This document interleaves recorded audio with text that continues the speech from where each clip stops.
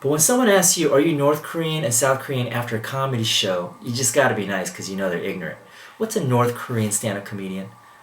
He's gonna be like, hey everybody, I love your country. Anybody have food today? Because I haven't eaten in 3 days. What is food?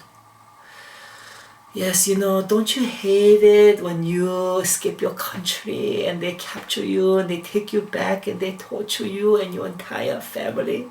Don't you hate it? Hello? It's a serious situation.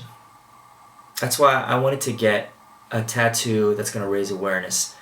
A lot of girls, they get, important tattoos like a butterfly above their ass. And as they grow older, the butterfly keeps getting bigger and bigger. Well, I wanted to get a meaningful tattoo, so I got a tattoo of North and South Korea on my ass divided by my crack. And every time I use the restroom, I feel the pain of my divided country.